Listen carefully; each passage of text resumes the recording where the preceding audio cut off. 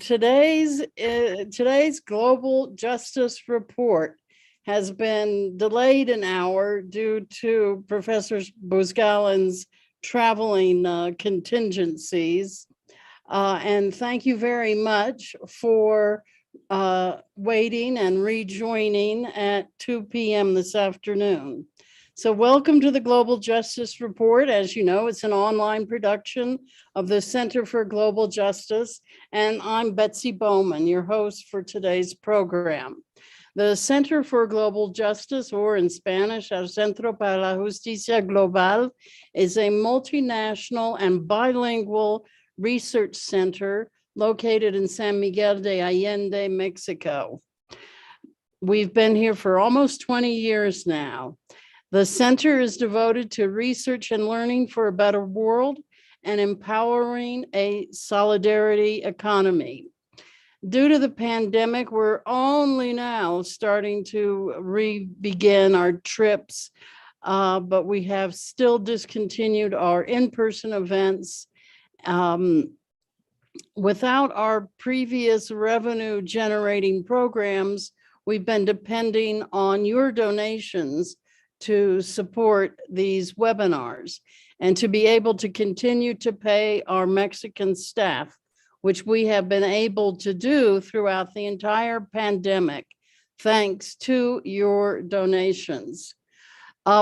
Today's Global Justice Report is our 101st Global Justice Report. So that's quite a success. Today's program is on the solidarity economy in Soviet and post-Soviet Russia. We are pleased to have as our main speaker, Professor Alexandr Buzgalin, Professor of Economics at Moscow State University, and also the director of the Center for Modern Marxist Studies. Please correct me if I get any of this wrong, Sasha. And also Professor Ludmila Bulavka, who has traveled to factories all over Russia, helping to organize cooperatives or some kind of self-management in their factories. So we will also hear from her today. So we're very fortunate that both of them are able to join us. We won't be, today's not the day for discussing current events in Russia and other parts of the world, but we're going to go back to the time when as far back as the early 90s, after the demise of the Soviet Union, and well, actually earlier. Sasha's going to also talk about the forms of self-management during the Soviet period as well. We all know that an economy can be organized by central planning. That's been widely criticized, of course, but we also know that most revolutions are embedded in a movement towards worker control and worker ownership of the means of production. That was true in Algeria, in the Soviet Union. I mean, Soviet does mean Workers' Council. We can't forget that. That was true in Cuba. So the movement towards worker control, worker ownership, self-management has been at the impetus of many revolutions historically.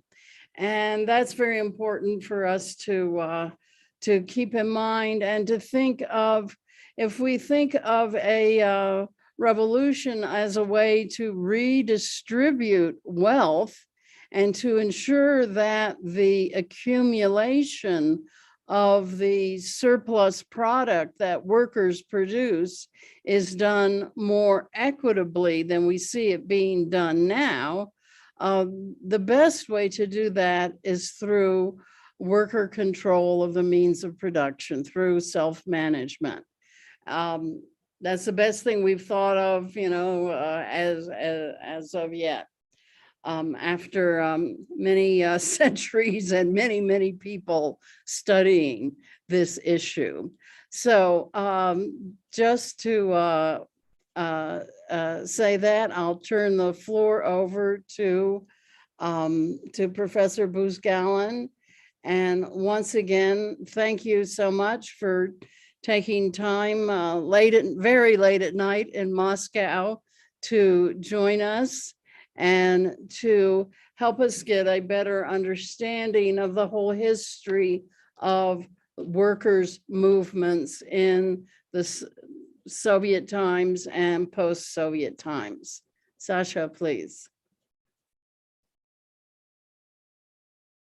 Do you need to be unmuted? Roberto, can you unmute?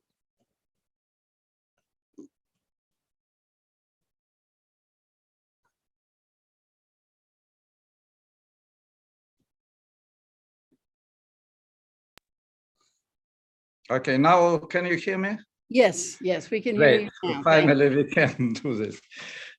Thank you so much, colleagues. Thank you so much, friends and comrades.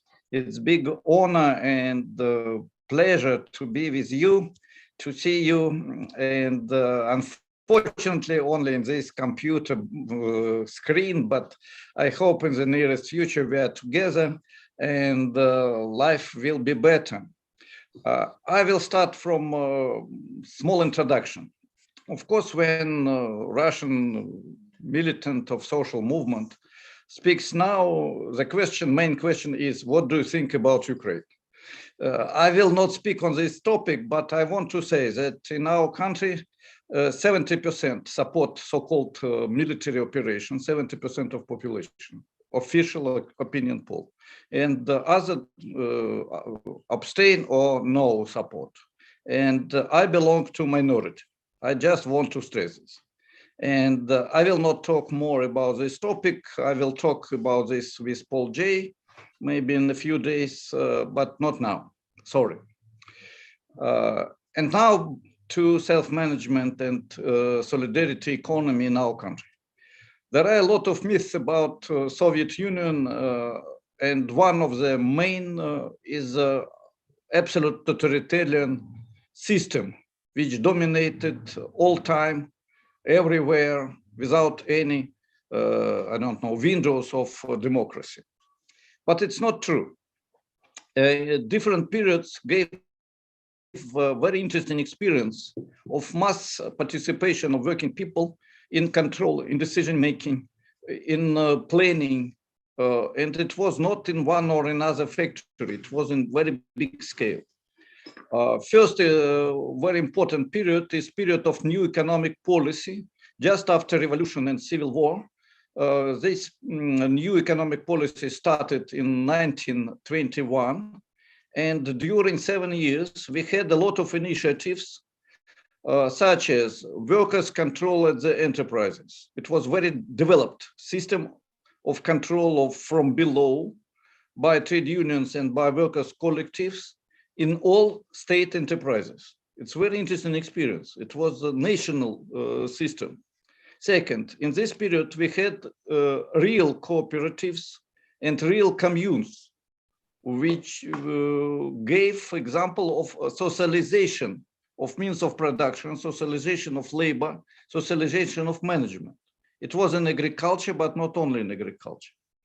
And finally, we had fantastic experience of self-management among young criminals. It's not joke, it's not mistake. It was organized by Makarenko, a wonderful teacher, well-known teacher. I can say that in Brazil now, Center for Global, like your Center for Solidarity Economy, and they have a lot of books of Makarenko, a lot of books of Nadezhda Krupskaya about this experience.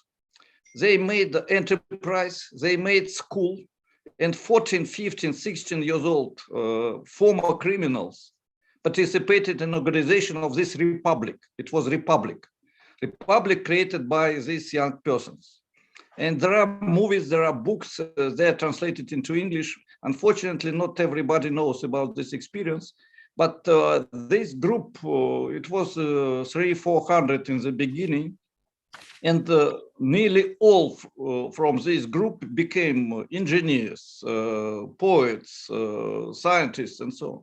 It's a very interesting experience how people organizing from below could do this.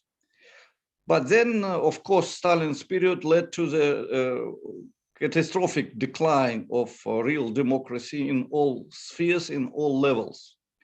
But even at that period, even in the period of Stalin's dictatorship, Gulag, and so on, we had interesting forms of initiatives from below.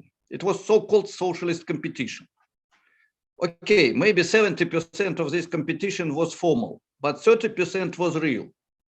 It was, for example, competition and solidarity, cooperation of enterprises who were technically cooperated. And workers from one enterprise helped to workers of another enterprise to make mutual cooperation, to decrease costs, to create better technologies, to organize new forms of management and so on, even in Stalin period. And not in one enterprise, but in the system chain of enterprises. We had interesting experience of self-management on national level in pioneer organization and Komsomol organization. From one hand, it was very centralized and bureaucratic. From another hand, it was a lot of initiatives from below and on low level. Real young people, and not only young people, could participate in decision-making and control and so on. It was terrible contradiction of dictatorship, mass arrests, Gulag, and from another hand, mass enthusiasm of people who were building another world. Another experience, which is also not known, and maybe Ludmila will mention about this, a partisan movement during Second World War. In our country, this is great patriotic war.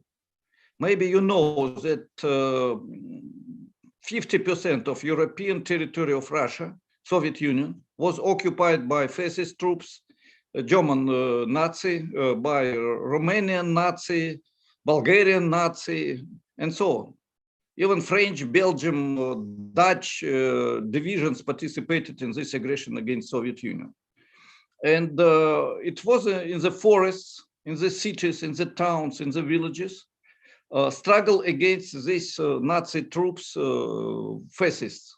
And it was self-organization of people who were fighting and creating new forms of life in forest for 3-4 years, forms of underground work to destroy fascist communications and so on. It's a very interesting experience how people in extreme situation realize their initiative, and they were heroes because it was no money at all. It was no state at all. It was spontaneous movement from below, and not only in Russia, by the way. It was in France, it was in other countries, but less scale. The most interesting period for self-management is maybe period of Khrushchev spring. It was in 1950s, 1960s, but mainly it was growth of initiative from below in the sphere of culture, not in the enterprises.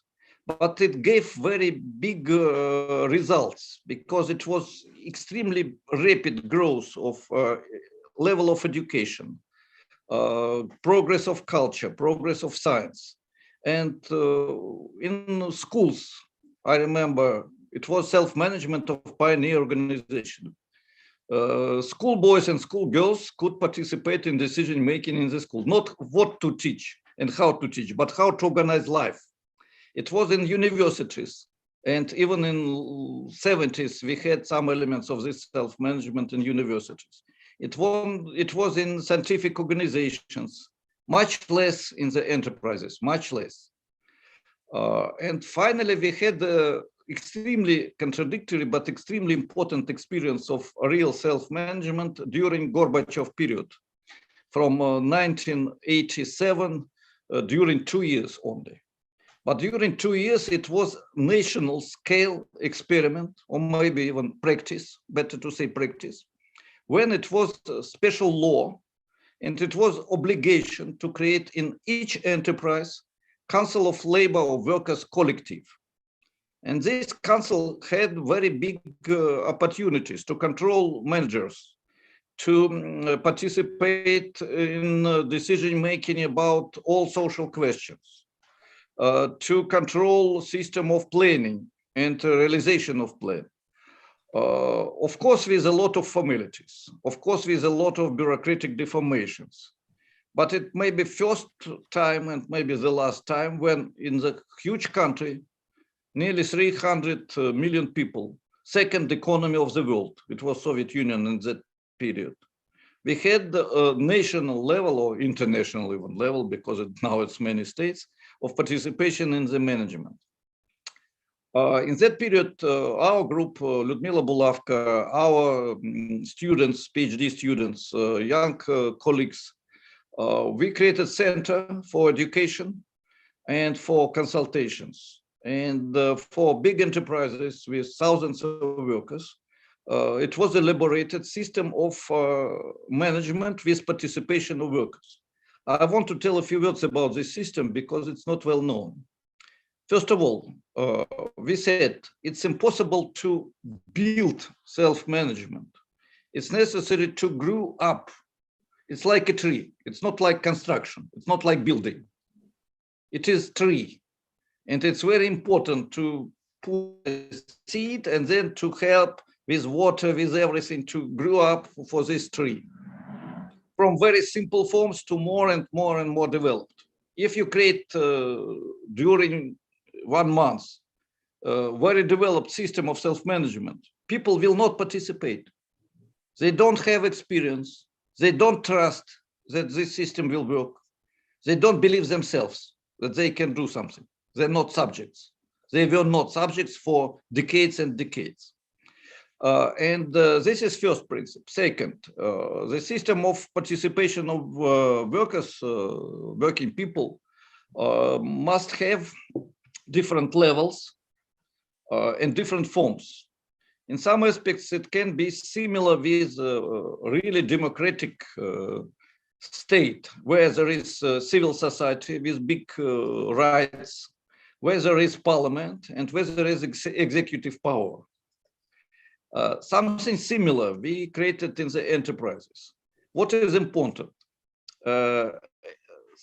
System similar with civil society. What does it mean? Even in Soviet Union, before perestroika, before Gorbachev period, 1980s, even before, in every enterprise in Soviet Union existed first women committee to protect women, especially who has kids and so on. Union of young technicians and scientists who created innovations. Formal but sometimes real Komsomol control of young workers, young specialists over administration. It was a trade union which did not have right to organize strike, but trade union had the rest house, hospital, free of charge house with free of charge flats of the enterprise, and distribution of all these things, of all these goods, were in the hands of trade union, not in the hands of administration, even in bureaucratic Soviet system. It was like civil society, yeah, with like green organizations, women organizations, trade unions in really developed democracy. So, and if we want to make self-management, it is very important to have not only one system, I don't know, meeting of workers collective, council, and that's it. It's very important to have a big system of different organizations, real network, where everybody can participate in different forms. By the way, it was also cultural groups, it was sport groups in the enterprises. And it's interesting fact about Soviet system. state paid for artistic activity of workers of the enterprise. State paid for the sport activity of the workers of the enterprise. State paid for the technical activity, innovations, and so on. So it's an interesting system. It was not so simple. It was bureaucratic, it was oppression, it was millions of people who became victims of a Soviet system, but at the same time, it was such forms which are not known. Post-Soviet Russia. First of all, when, sorry, when changes started in our country, it was romantic hope, or maybe hopeless waiting that tomorrow, because of market and capitalist reforms, we are in Sweden. Everybody wanted to be in Sweden, not in the United States, as a result of collapse of the Soviet Union. As a result, we became citizens of Nicaragua, no, not Nicaragua, Bangladesh, or maybe, I don't know, a Central African country. It was terrible crisis. Betsy knows, she came to our country and helped a lot in this situation.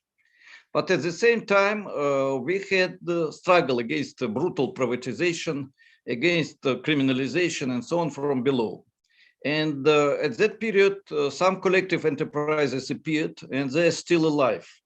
In our country, we have a few labor workers collective enterprises. The title is People's Enterprise, enterprise in the hands of the workers.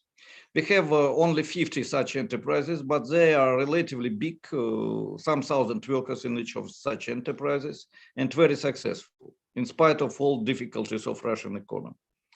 So, but generally speaking, the lesson of the post-Soviet Russia is very important. If you have liberal market capitalist economy, survival of self-management or collective enterprises is extremely difficult and nearly impossible. It's an important lesson.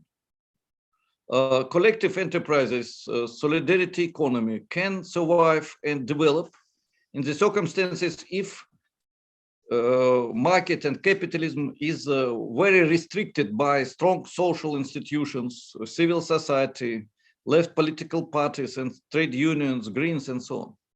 If it is at least a Swedish model of capitalism. But if it is a neoliberal model of capitalism integrated with bureaucracy, bureaucratic control, development of economy of solidarity, solidarity economy is extremely difficult. It's necessary to be heroes to develop collective enterprises in such circumstances. We have such heroes. Not we, but Russia has such heroes. And the most interesting experience, which will now describe Lyudmila, was in 1998, started in 1998, and it was for 3 years. This period from 1998 to 2000, 2001 was a very important turning point in our history. But unfortunately, we moved again to integration of liberalism with authoritarian political system, economic liberalism and authoritarian political system. Very negative conversion, if I can say so. But in 1998, we had some hopes for the better because we had the new prime minister, Primakov, who was, let's say, social democrat and very talented governor. He was a really great person and a real social democrat. In some aspects, similar with Olof Palme in Sweden, for example, if I can make any parallel. And after crisis of Yeltsin system, we had big changes, very rapid growth of economy. It was before collapse, 50% down, 50% down, then stagnation. And Primakov period gave 7-8% growth. It was like a fantastic situation. And in this situation, working people started to fight against criminal business. And it was very interesting and successful experience. Lyudmila and her friends colleagues, they organized team which was analyzing this experience and consulting these enterprises in many cities. And now I will ask Ludmila to explain briefly this experience. There is a book, unfortunately, only in Russian, which she wrote. Ludmila speaks Russian, maybe a few words in English. I don't know why she doesn't want to speak English, but she is maybe too modest. I am brave to speak in Russian English, but she doesn't.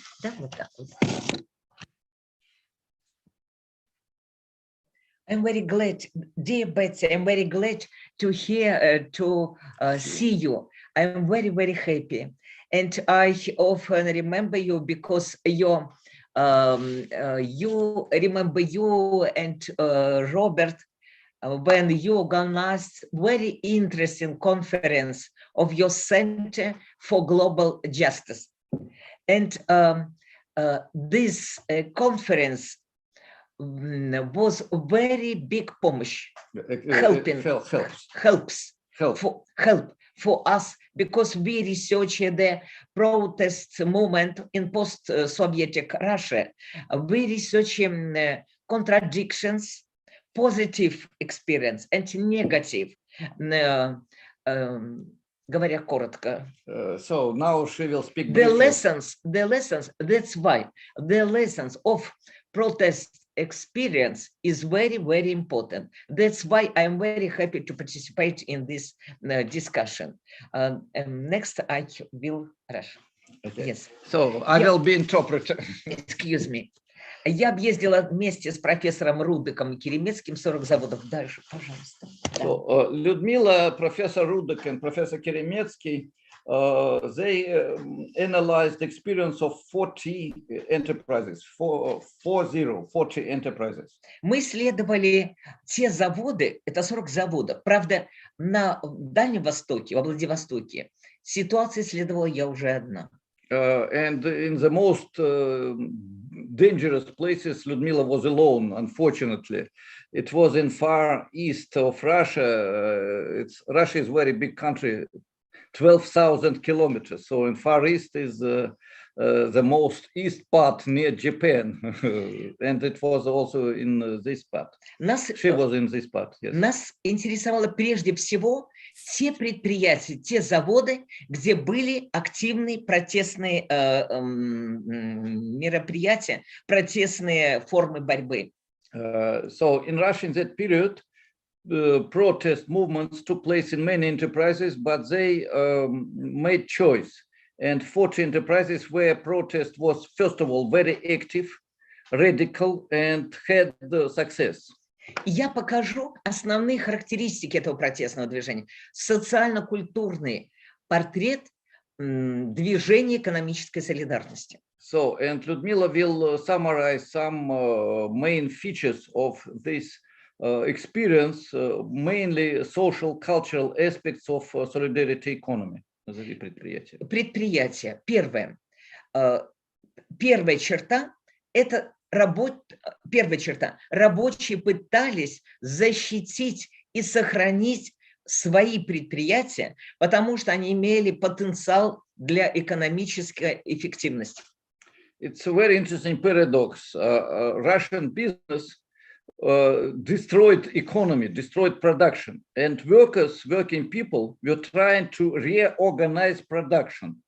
In some enterprises, it was a pack house, not even production, but they started production again, and main interest was to restart production. Например, Выборгский целлюлозно-бумажный комбинат, на котором делалась бумага высочайшего качества, которая могла конкурировать на международных рынках.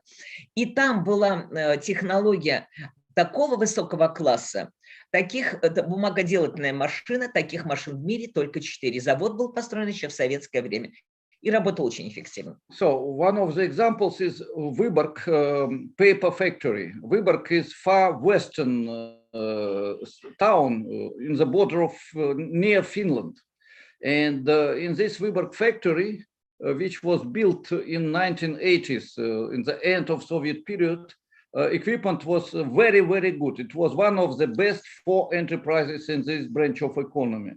And in 90s, it was completely destroyed. Production was destroyed. И этот завод был куплен криминальным собственником совершенно дешево, и он решил делать не бумагу, а гнать водку. Ибо это более, как ему казалось, это имеет больший спрос. So, and this enterprise for very small money bought criminal businessmen, better to say bandit, I will say from, and he decided that it's difficult to produce paper and to sell paper. It's much easier and more profitable to produce vodka. And she stopped production and started speculation with vodka. И эти технологии этого предприятия были очень высокие, поэтому они требовали, чтобы древесина была особого класса. Здесь же этот новый хозяин по фамилии Саботаж пускал все, что лежало на дорогах, бровках и так далее. Нарушая технологии, ломая машины. Finally, equipment was destroyed because it was necessary to follow to technological norms, and it was necessary to be specialist to do this. And he really destroyed the system. В результате рабочие организовали круглосуточное дежурство. Те, кто не работал, отработали рабочую смену, свободны, начинают дежурить, охранять эту машину. И однажды ночью, все-таки, когда рабочие сели немножко перекусить, ворвалась полиция, которая была предназначена для подавления бунтов в тюрьмах, и начали расстреливать рабочих. So, and the workers occupied factory to protect production and to rebuild production of the paper. But it was not profitable for this Sabotage, this bandit. And he invited special troops for fight against uprising in the prisons. It's special police, very brutal police. And they attacked enterprise. Workers were controlling enterprise. They were sitting in the enterprise after work to protect occupation by bandits. And it was a big struggle between these special police and workers. Я приехала на этот завод спустя несколько часов после того, как произошла вся эта трагедия. It was a real war, and Lyudmila came to this enterprise a few hours after the end of this battle. Там было много полицейских. Я спрашиваю, почему вы не пускаете врачей к раненым рабочим? Они отказывались и отвечать, и вели себя очень агрессивно. Police was very aggressive. It was a lot of wounded people, and they even didn't allow two doctors to come and to help them.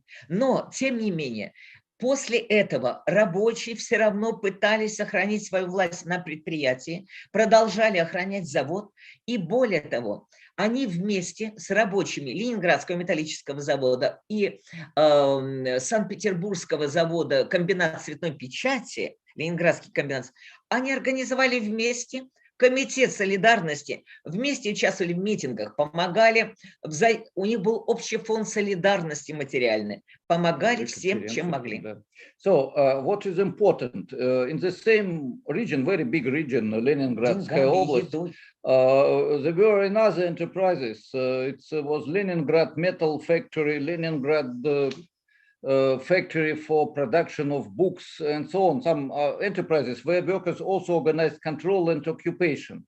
And they controlled, they organized solidarity actions, mutual funds, mutual assistance, and mutual fight against brutal business.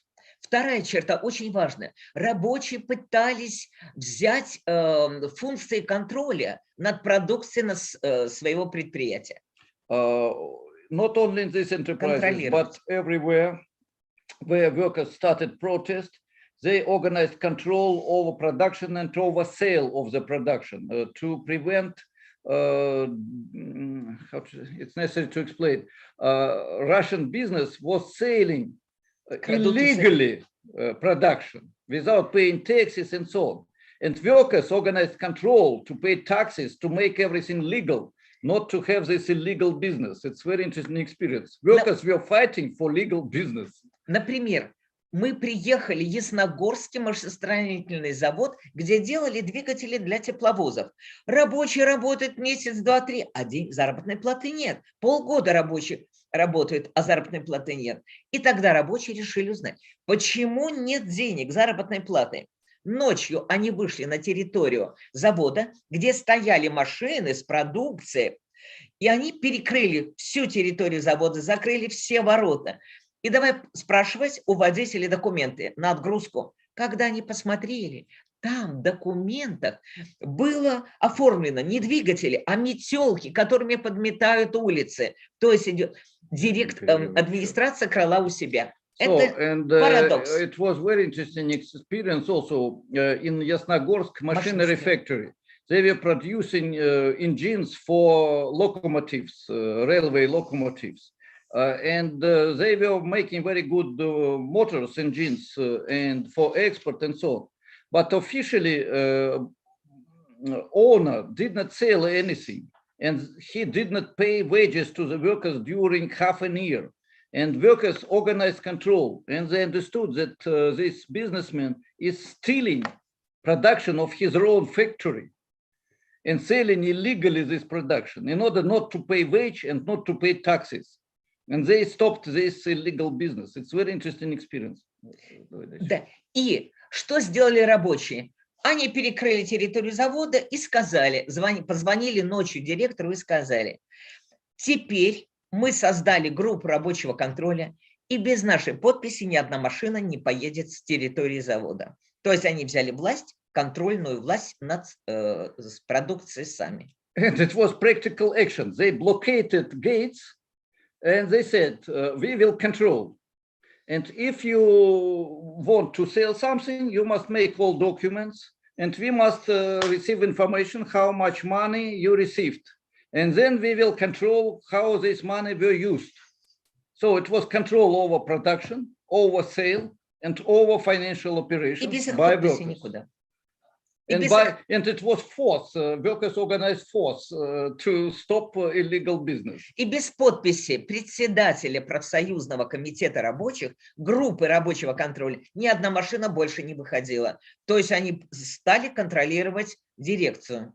And for any operation, it was necessary to have two signatures: signature of the manager and signature of the leader of workers' control of trade union. И последний, третий, короткий пример. Все рабочие с этих предприятий, заводов протестных всегда давали открытую информацию, что они делают и как они делают, и каковы результаты. And very important, all factories, not only this which she mentioned, but other factories too, they made everything absolutely openly. It was open information for everybody, so-called glasnost. Maybe you remember from Gorbachev period, it was such word, glasnost. Yes, and it was no secret. All activity of self-management was absolutely open. And this is also a very important lesson. Так, например, рабочие. Щучанский мукомольный завод, где делали муку, это Курганская область, это Урал, северный район Урала. И рабочие тоже требовали зарплату, вели борьбу. А администрация давала ложную, давала фейки, давала вместо правдивой информации. Тогда рабочие начали вести все время запись на видео. Что они сделали? Они поставили перед входом на территорию этого комбината стол, телевизор, и стали показывать записи видео. В результате горожане, жители города проходят мимо и все видят сами, своими глазами. То есть добивались правдивого информирования жителей города, и не только рабочих. Very interesting experience in Щучанск. This is Ural, central Russia, and factory producing necessary things for bread. Muka, I don't know in English, I'm sorry. And it was a lot of fake information by management. So what they made video of all internal operations, all economic actions, all documents, and they put big TV set in front of the gates of the enterprises. and all citizens of the town could see what is happening in the enterprise. It was open air report about activity of management. No secret, absolutely transparent management. So, И теперь очень коротко 3 урока. Первое. Рабочие, все эти комитеты рабочие, профсоюзные, работали с представителями разных политических партий, но только в том случае, если эти партии помогали делом, а не политической риторикой. So about cooperation or relations with political parties, it was very simple but very important principle. If political party helps to organize, control, information, find resources, good party, we are working with this party. If party only tell beautiful words about socialism, communism, democracy, and so on, no cooperation. Go out. You must work, not talk. Второе. Рабочие поняли, что если они не будут выступать с инициативами, то начальство их задавит. Вот эти криминальное новое руководство, оно просто их задавит. То есть инициатива должна быть прежде всего в борьбе за рабочими. And what is important also, it's necessary to realize new and new initiatives, not defense, but attack, not military attack, but attack in actions, in social creativity. Initiative must belong to workers, not to administration, not to bosses. У нас дома 3 коробки из-под банан, где лежат записи, аудиозаписи всех интервью, которые я брала на этих 40 заводах. Главный вопрос задавала: что самое трудное для вас? Знаете, что отвечали рабочие? Это пассивность основной массы. Они называли конформистское болото. Вот это самое трудное препятствие для активистов. So, and also Lyudmila made a lot of interviews with militants of this movement. We have 3 huge boxes From banana. From banana. Дома. With cassettes. It was our cassettes in that period. Of these interviews, and all militants of social movements, of protest movements, said that the most big problem is the conformism of ordinary people. People are afraid to do something. People are afraid to participate in social activity, and not bureaucracy, not business, not even police, but this passive conformist inertia of people is the most big obstacle for self-management. И последнее. Главный позитивный урок этих протестных акций, которые возникли за экономическую справедливость, которые возникли в условиях дикого капитализма, который Александр Бузгалин называет Jurassic Park of capitalism. And it's important to understand that all these activities took place in the situation of brutal criminal capitalism, and Lyudmila said that we made name, Betsy remember, Jurassic capitalism's Jurassic Park, with dinosaurs who are fighting between themselves. И главный урок. Рабочие заставили работать и интеллигенцию. Мы вместе с этими рабочими организовали школу рабочего самоуправления, которая работала 5 лет, пока это было протестное движение. Мы приглашали их на конференцию в Москву, в Санкт-Петербург и проводили, когда конференции, но по одному принципу. So, and it's also important that this practical experience of workers gave a basis for cooperation with intelligentsia. During 5 years when this active movement took place, we had the School for Self-Management, similar with your Center for Global Justice. We had the conferences, international conferences, and you participated in some of them. And it was important form of organization, which Lyudmila will describe. Главный принцип, когда мы собирались вместе, там человек 40, например, 50. Каждый активист выступает, но мы запрещали говорить, что надо сделать. Нет, скажи, что ты сделал за этот последние 3 месяца, что у тебя получилось и почему, и что не получилось, почему. So, and when we organized this school, it was not mainly lectures. It was a round table of people who came from these enterprises, and it was forbidden to say what has to be done. It was necessary to say what you did, and what is positive result and why you received positive result, and what is negative result, why you did not have success. Выступает лидер профсоюза вот с этого Ясногорского машиностроительного завода и говорит, мы 10 дней голодали, а толку нет. И не мы, профессора, а сами рабочие сказали, Андрей, ты неправильно сделал, надо делать было по-другому. И они обмениваются советами, дают альтернативные предложения. Вот это было позитивно. For example, one of the leaders said, we organized hunger strike. 10 days we were in hunger strike, but it was no result. And 3 other leaders said, oh, it's a mistake. It was necessary to do another activity, and describe what is necessary to do in such situation because they had success. So it was mutual teaching, mutual assistance. И последнее хочу похвастать.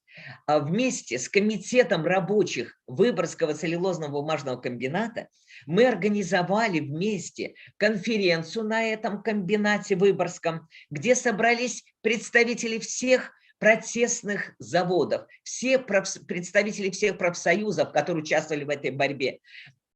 Вся интеллигенция, которую приглашали, это были гости. Далее только этот комитет дал 2 билета, сделав делегатами только 2 человека из этой интеллигенции. Это был профессор Бузгалин и я. Простите за хвастовство. So, and what is also important that it was necessary to, it was not necessary, it was organized, real solidarity. And one of the key points of this solidarity was the conference, which took place in this Vyborg factory, which Lyudmila described, with battle, with police, fight, and so on. It was 200 delegates from different enterprises from all Russia. And all political leaders and the intelligentsia, they were guests and sitting in the balcony. На втором этаже. But only 2 delegates from intelligentsia. It was Lyudmila and me, who were delegates of the conference, not guests. Главный вывод, спрашиваю рабочих, что вы можете сказать в качестве заключения? Знаете, что сказали рабочие? Нам терять нечего, предприятия-то они забирают. Остались цепи, но нам их терять не жалко. So, and finally, they made conclusion that this experience, even if we did not receive victory, and in some cases it was impossible to create collective enterprise, but they rebuilt production, they rebuilt wages, paying wages, and they finally had local but success. И вот эти практики экономической справедливости, которые были в постсоветской России, имеют огромное значение. Вот сейчас мы хотим как-то, я хочу переиздать эту книгу и показать, насколько это актуально сегодня вместе с результатами анализа, над которыми работает ваш центр, дорогая Бетси. So, and now it's very important to maybe to show again this experience, the lessons of this experience. And Lyudmila is finishing second variant of the book. It was published after this event's book, Non-Conformism, written by Lyudmila. And now she's preparing second edition of this book. And the work is, our work is similar in many aspects with work of Center for Global Justice, which organized our meeting. And Lyudmila says, thank you so much. Thank you very much for attention. And excuse me, many times my speech is thank you very much. So we'll sit together. We will sit together, and it was main characteristics of the experience which we had in our country. Of course, not everything, because we had 40 minutes for presentation. And now we have continuation of this activity. We have, as I said, 50 collective enterprises. We have some new attempts to organize workers' control and so on in our country. But unfortunately, situation now became very difficult in Russia. And we are not waiting, we are working, but now working mainly for summarizing of the lessons and the experience for the future struggle. Thank you so much. Thank you very much. Thank you both very, very much. It's a fascinating glimpse for us into the concrete struggles of Russian workers, especially during such a difficult period as the 90s, the Yeltsin period. I was there 5 times with you, and I remember what a very difficult period it was, and how very, very scary it was, and how scared the people were, and the threats from the criminal side of society were real, and it was a very, very difficult and very, very scary time. But there were also a lot of successes. You had a lot of successes during those years, and later as well, just organizing the movement alternatives across all of Russia and its 11 different time zones. And the conformism that, I love the title, non-conformism. The conformism is something that we see everywhere.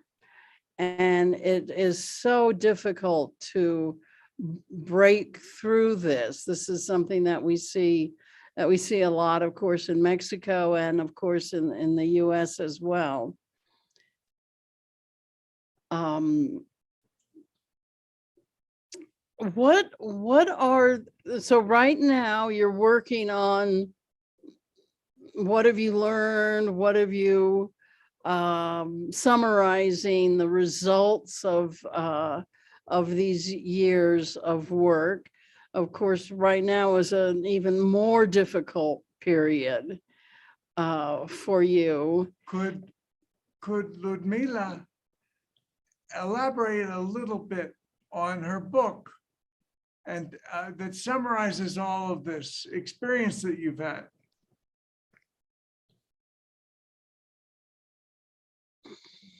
Can they hear? Yeah, but Sasha is muted right now. Oh. So that's a question for Ludmila. Roberto, can you unmute Buzgalin, because he's muted again? Thank you very much, dear Bob. Very, your words is very strong support for us, for me. Yes, and we are working now with preparation of 2nd edition of the book Non-Conformism, and maybe we will think about translation into English and publication in English of this book. Wonderful, wonderful. Bravo, bravo. Thank you. Thank you very much. Amazing discussion. Thank you so much. Very, very profound and hopeful.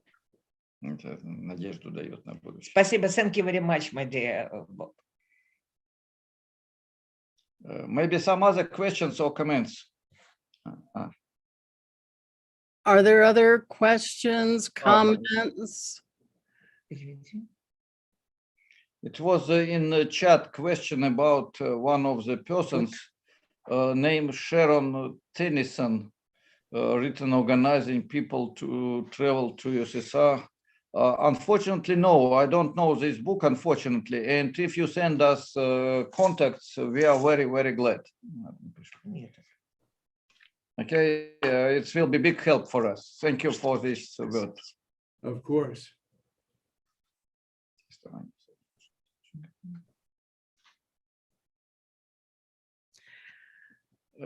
Betsy, it's necessary to unmute Norma, I think. I'm not in control of Okay. that. Okay, I will not. There it goes. There it goes. And I think probably anybody else wants to be unmuted as well if it's turned off for them. Thank you. This is lovely. This is my heart's pleasure. And the note I submitted is very inconsequential. It's just in case you recognize that name, forget it. She came, she taught for 20 years. She taught people who asked how to do capitalism. And I felt that it was very unfortunate that, and she extolled the virtues in all of our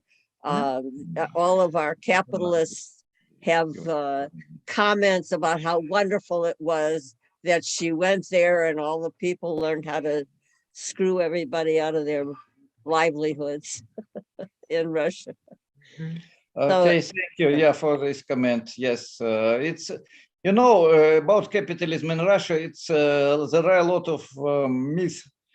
And for a small number of people, 10-15%, life became better. But for majority, unfortunately not. And even official statistics shows that for 50% of population of Russia, life during these 30 years became worse than it was in Soviet Union. It was not paradise in the USSR, but for poor majority of population, life is not better. And 30 years, we lost 30 years. Well, we know this, and you know, the good guys know this. The idea, I keep telling people, first of all, communism is spreading throughout the world. People are in struggle for justice the way they've never been before. They have a better idea of what it means from the example of the Soviet Revolution. But people don't get it that the people left over from the Soviet structure are still there and still have those ideas. Yes, thank you, Norma. Maybe somebody else has questions. Well, now we have, it has been 30 years, of course, since the demise of the Soviet Union. And we're only now, I think, beginning to be able to see the shape of the post-Soviet world. And of course, that has a lot to do with what is happening in Ukraine. But the crisis of capitalism has been developing over these 30 years and has been getting worse and worse.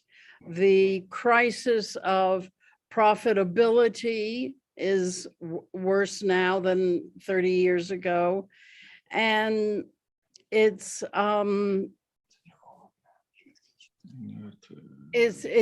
very difficult. I appreciate very much you're saying how difficult it is to build self-management under conditions of neoliberalism. And of course, neoliberalism is another way of talking about the crisis of capitalism. And it's very difficult now to see how things are going to develop. But I think that we're beginning to get a sense of to what extent will the United States oppose a unipolar world, and to what extent will it be possible to have a multipolar world? Yes. Yeah, it's a very important aspect. You are absolutely right, Betsy. So we're sort of waiting to see if the US will allow a multipolar world. And I certainly don't know. Yes.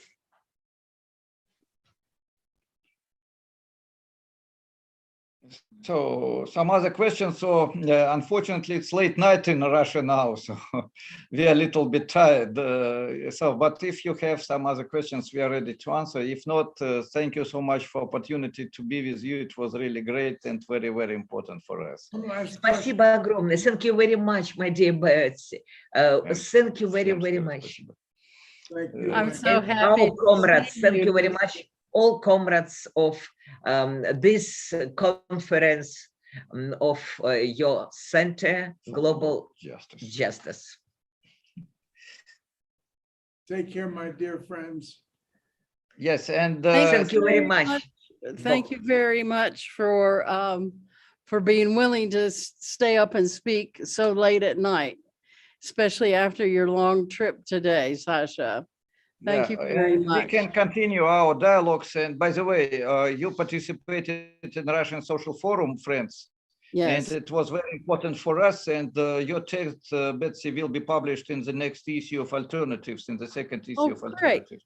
Thank Yes. you. So, Yes. and we are glad to have your materials. We have journals. We can maybe make translation of some videos. So if you recommend, we cannot make many translations, but if you recommend one, two, the most important videos of your center, we definitely will make translation. And we have big audience, 10,000 people who are watching our YouTube channel, and they will be very glad to know about activity of your center. Agreed? Oh, that's a huge accomplishment. 10,000 people. That's amazing. Yes. That's Great. very amazing. Thank you so much, and goodbye. Good afternoon for Thank you, and you. good night for us. Yes. Good future. Yes. I Yes. hope to meet in Good night, future. dear friends. Good night. Good night. Thank you. Thank you, everyone, for participating and thank you. joining. And Thank you, Alex. next Show. Monday's webinar. So today's webinar, as well as all previous ones, are available on YouTube and available at our website.